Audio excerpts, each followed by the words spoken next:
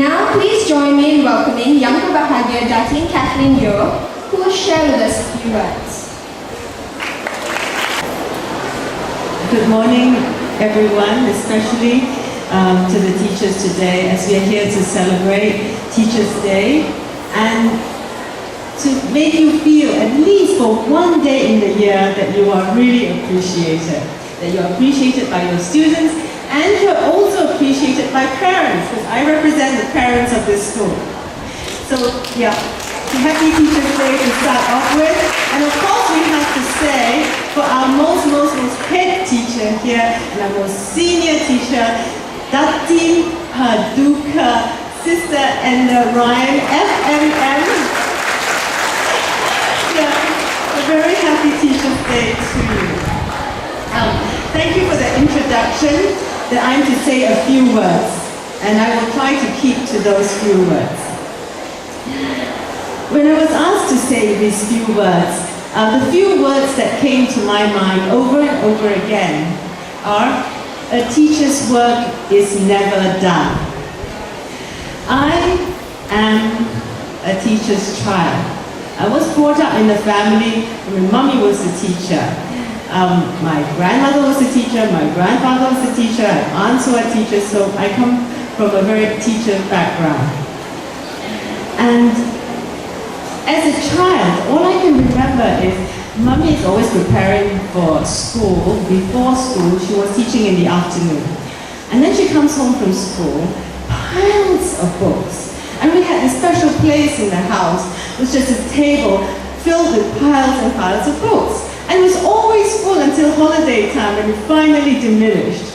And we had the end of the year school holidays. But all those little holidays in between, they never diminished. And she was still marking and marking and marking. And of course, as a child, you think to yourself, what do you want to do when you grow up? And I said, never will I be a teacher. Never will I be a teacher, because I will be chained to the desk at home every day, marking countless books. What a terrible life. So, I decided I would be a lawyer at a later point in my life. And guess what happens? I think I'm having a great career, I'm enjoying my work.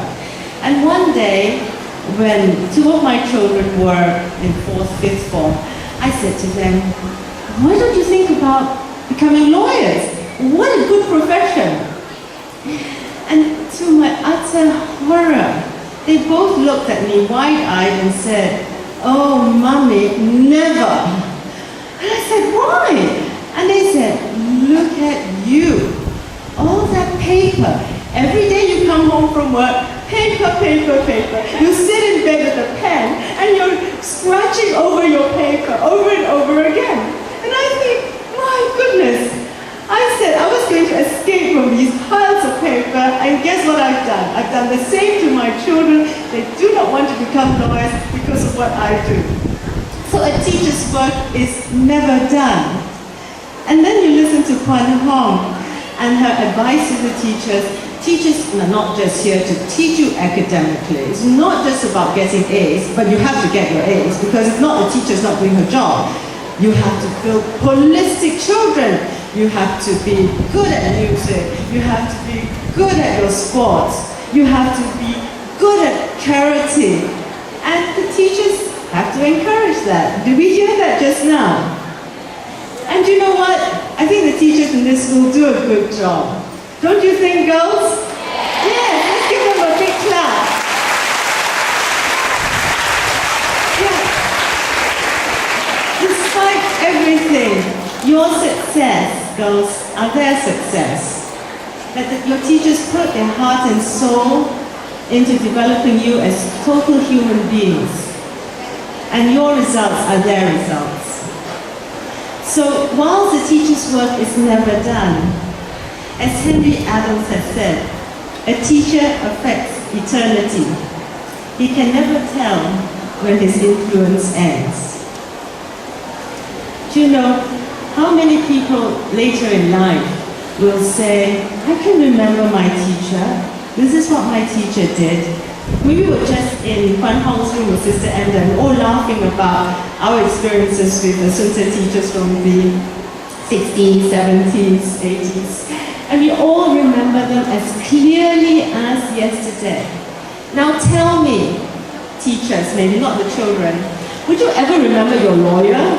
Would you ever say, oh, my lawyer had a profound effect on my life? Or will you say, I wish I never had to see my lawyer? So, teachers, you affect eternity, and you can never tell. I mean, in my case, actually, I must say, I would never have become a lawyer if not for a teacher. And I will always thank him for that final push he gave me in my sixth form to say, this is what we should consider doing. So we always remember our teachers. And in the case of my mother, all those books and all that sweat, when she was 70 years old, and we had a party for her, and we managed to get a few of her old pupils. And she used to teach in Kuala Selangor, in a school where children were very poor. And one of the students who came, Dr. Anis, he said, you know, it's because of your mom I became a doctor. So teachers, you know, just know that your contribution and your sacrifice goes a really, really long way. And we all really appreciate what you do for our children, and what you have done for us. So, to finish, as we are on the topic, for me anyway, of teachers and lawyers, I will tell you a joke which I picked up. So you have to keep quiet, because if you don't laugh, then I'll know that you haven't been listening. When asked about her occupation, a woman charged with a traffic violation said she was a school teacher. The judge rose from the bench.